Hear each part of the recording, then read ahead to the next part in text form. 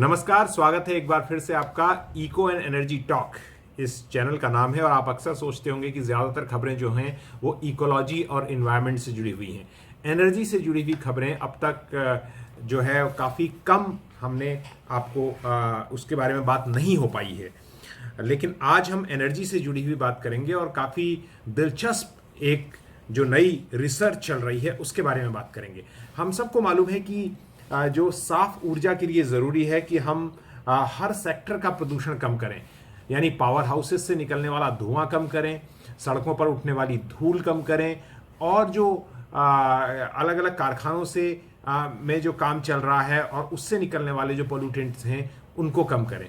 तो अब इसमें एक बड़ा हिस्सा बनता है सड़क पर चलने वाले वाहनों का। ये माना जाता है कि 20 से 25% अलग अलग देशों में और अलग अलग शहरों में ये प्रतिशत ऊपर नीचे हो सकता है। वो जो पोल्यूशन में हिस्सा होता है वो व्हीकलर पोल्यूशन है, और इसीलिए अब जोर दिया जा रहा है कि कैसे साफ ऊर्जा को बढ़ावा देने के लिए इलेक्ट्रिक मोबिलिटी की ओर बढ़ा जाए। इलेक्ट्रिक मोबिलिटी में अगर मैं इस एपिसोड में आप इसको एक्स्ट्रापोलेट करके इसको आप विस्तार देकर पूरे इलेक्ट्रिक सभी वाहनों पर भी लागू कर सकते हैं, लेकिन क्योंकि ये रिसर्च अभी इलेक्ट्रिक कारों के लिए हो रही है तो इसलिए मैं इलेक्ट्रिक कार या बैटरी कार वर्ड यूज करूंगा। तो जो कारों के पर जो एक बहुत महत्वपूर्ण रिसर्च हो रही है उसके बारे में बात करेंगे। इलेक्ट्रिक मोबिलिटी की दिशा में बैटरी कारें या इलेक्ट्रिक कारें बहुत महत्वपूर्ण हैं।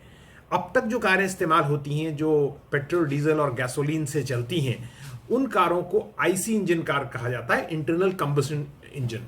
यानी वो कारें जो हैं वो अभी तक की परंपरागत कारें हैं जिनको आप चलाते हैं, हम चलाते हैं, और ज़्यादातर लोग उन्हीं कारों पर अभी तक हमारा पूरा ट्रांसपोर्ट जो है वो निर्भर है।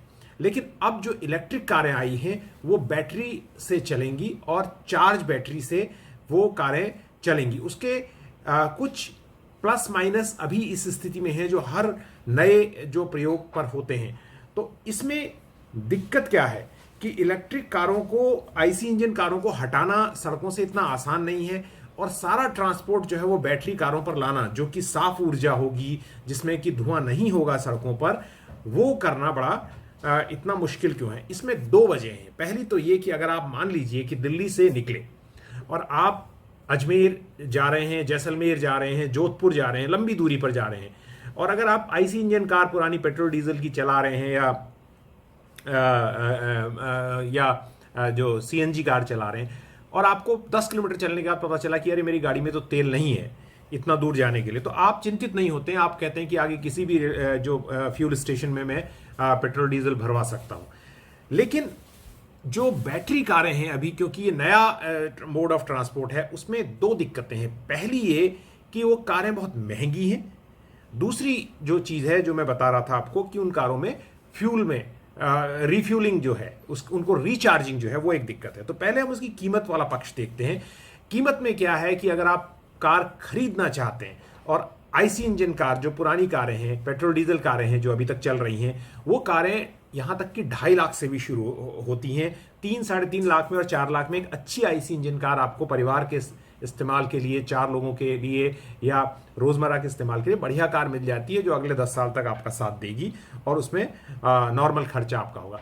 लेकिन बैटरी कारें महंगी हैं। बैटरी कारों की शुरुआत ही 6-7 लाख से है। हालांकि सरकार उसमें कुछ सब्सिडी देती है, लेकिन तब भी वो उस लेवल पर नहीं आ सकती। और दूसरा, अगर आप बी सेगमेंट में जाते हैं आईसी इंजन कारों की, तो 8-9 लाख में, 7.5, 6, 6.5, 7, 8 लाख में आपको गाड़ी मिल जाती है। पर यहाँ 12-14 लाख, 15 लाख में एक अच्छी बैटरी कार जो है आपको मिलेगी। तो एक पक्ष तो इसका कीमत है।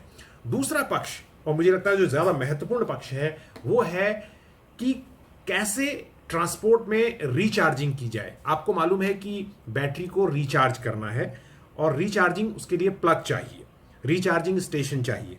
और हमारे शहरों में और हाईवेज की तो बात छोड़ दीजिए, बड़े शहरों में भी रिचार्जिंग स्टेशन नहीं है, तो बहुत कम है। तो रिचार्जिंग स्टेशन जब तक नहीं होंगे तो ग्राहक के दिमाग में एक हेजिटेंसी रहेगी। और बैटरी की रेंज जो है, अगर आप अपना टैंक फुल कर लेते हैं पेट्रोल और डीजल से, तो आप 500-600 किलोमीटर तक जा सकते हैं। लेकिन बैटरी की रेंज, अभी कोई भी ऐसी बैटरी नहीं बनी जो 300 किलोमीटर की रेंज को भी पार कर सके ठीक से।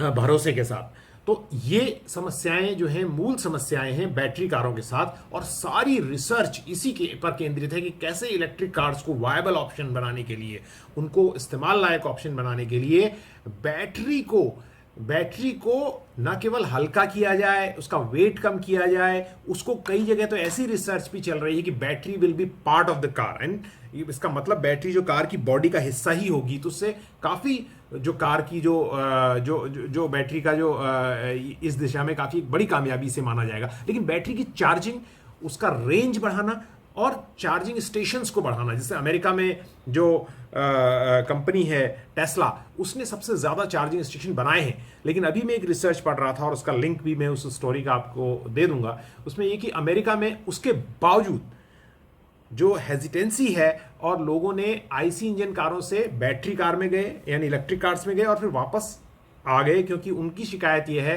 वापस वो अपनी पुरानी कारों में आ गए, क्योंकि उनकी जो हेजिटेंसी है वो कार की रेंज जो बैटरी की है वो है, और स्टेशन, चार्जिंग स्टेशन उनको मिलेगा या नहीं, इसकी हेजिटेंसी है। अब भारत में भी जब इस तरह की क्रांति लाने की बात हो रही है तो कई कदम उठाने की बात हो रही है। उसमें एक कदम यह है कि आप अपार्टमेंट्स में जहां जहां आपको पार्किंग स्लॉट होते हैं, तो ये मैंडेटरी कर दिया जाए कि हर बिल्डर जो अपार्टमेंट बनाएगा वो इसको चार्जिंग स्टेशन उस पार्किंग स्लॉट में देगा, ताकि जब आप ऑफिस से आएँ आप चार्जिंग लगाएं, ऊपर जाके अपना काम करें, सो जाएं, और सवेरे जब उठेंगे तो आपको गाड़ी अपनी चार्ज मिलेगी, आप वापस जाए। तो ये एक तरीका है कि अगर आप चार्जिंग अवेलेबिलिटी बनाएं, या ऑफिस में जो पार्किंग लोग अपने एम्प्लॉयज़ के लिए बनाएं वहाँ पर इनफ चार्जिंग स्लॉट दें, और लोग ऐसे एम्प्लॉयज़ रखें पार्किंग में, जैसे आप लोग रखते हैं जो पार्किंग का ख्याल रखते हैं कि वो गाड़ियों को चार्ज करने का काम करता रहे। तो ये एक तरीका है। लेकिन हम आते हैं उस रिसर्च की ओर जिसके लिए मैंने ये वीडियो किया है। वो रिसर्च क्या है? वो रिसर्च इस बहुत ही क्रांतिकारी रिसर्च है, और अगर वो रिसर्च कामयाब होती है तो वास्तव में बैटरी कारों की, यानी इलेक्ट्रिक कार्स की, इलेक्ट्रिक व्हीकल्स की दुनिया में एक बहुत ही बड़ा बदलाव होगा।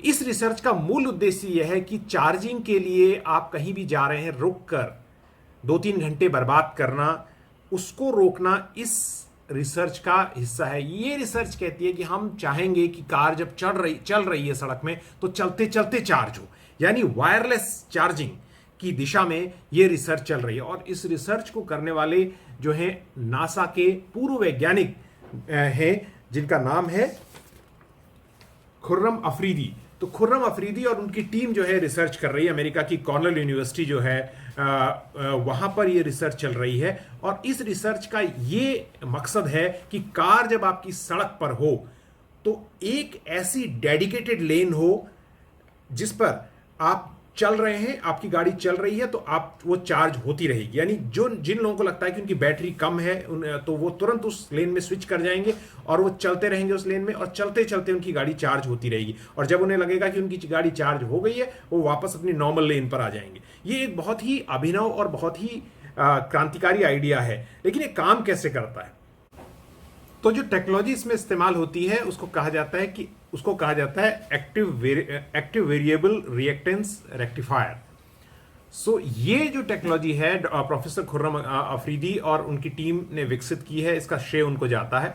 इसमें जो कल्पना है वो ये है कि माना आप ये कार ले रहे हैं, ये माना 2 कारें हैं समझ लीजिए, तो ये जब उस लेन में स्विच करेंगी जिसका मैं जिक्र कर रहा था, जब चार्जिंग के लिए स्विच करेंगी तो उस लेन में इस तरह से, माना आप उस लेन में स्विच कर गए, तो जब आप चल रहे हैं तो एक पीस ऑफ मेटल इस कार के नीचे होगा, राइट, और दूसरा पीस ऑफ मेटल और या नेटवर्क जो है वो इस लेन में होगा, नीचे बिछा हुआ। जो इस लेन में जो नेटवर्क है, जो पीस ऑफ मेटल है जो जुड़ा हुआ है, वो ओरिजिनल सोर्स ऑफ एनर्जी से जुड़ा हुआ है, यानी जहां से बिजली उसे मिल रही है। और जब ये कार इस पर चलेंगी, एक या कई कारें इस पर चलेंगी, तो वो चार्ज होती रहेंगी। तो इसका सबसे जो क्रांतिकारी फायदा है कि आप कहीं से कहीं जा रहे हो, आपको डाइवर्जन नहीं करना है किसी चार्जिंग स्लॉट के लिए, और आपका वक्त बर्बाद नहीं होगा। और ये जो टेक्नोलॉजी है अगर कामयाब होती है, यानी कामयाब होती है कि मतलब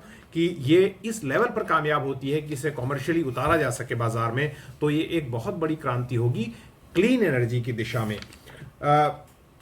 अभी जो बताया जा रहा है कि जो ट्रांसफर ऑफ एनर्जी है वो 80% तक कामयाब हो सकता है इस टेक्नोलॉजी के तहत। तो ये देखना होगा आगे आने वाले दिनों में, क्योंकि अभी इसके प्रोटोटाइप बनाए जा रहे हैं, अभी इसके प्रयोग किया जा रहा है, और ये बहुत जल्द ही इसके बारे में आगे जानकारी होंगी, और अच्छी रिपोर्ट्स इसमें जो भी जानकारी होगी वो हम कोशिश करेंगे कि आप तक पहुंचाएं। लेकिन एक यहाँ पर राइडर है जो मैं बताना चाहता हूँ। जब भी हम क्लीन एनर्जी की बात करते हैं कारों के मामले में, इलेक्ट्रिक व्हीकल्स में, उसमें एक बात ज़रूर है, दिल्ली मुंबई में अगर आप सारी कारों को बैटरी कार सब उतार दें, लेकिन अगर वो कार जिस सोर्स से घर आके आपके पार्किंग स्लॉट में या जहां पर भी चार्ज हो रही है, वो एनर्जी कहां से आ रही है, ये एक बहुत बड़ा सोचने का विषय है। अगर वो एनर्जी कोयला बिजली घरों से आ रही है या ऐसे पावर प्लांट से आ रही है जो पोल्यूट कर रहे हैं, तो फिर इन बैटरी कार जो हैं, ये कारें सिर्फ एक सोपीस बन के रह जाएंगी।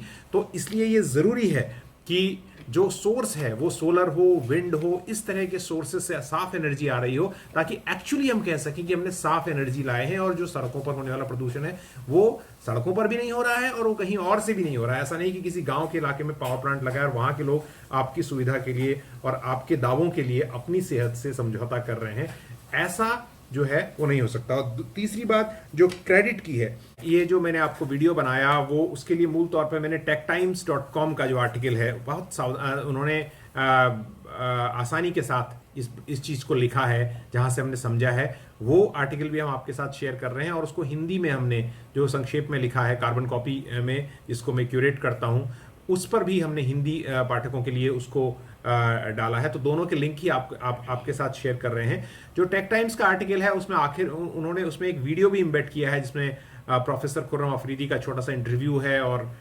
एनिमेशन से उन्होंने इस बात को समझाया है। तो उसे भी देखकर आप समझ सकते हैं कि अगर ये इलेक्ट्रिक व्हीकल क्रांति आई तो कैसे आएगी।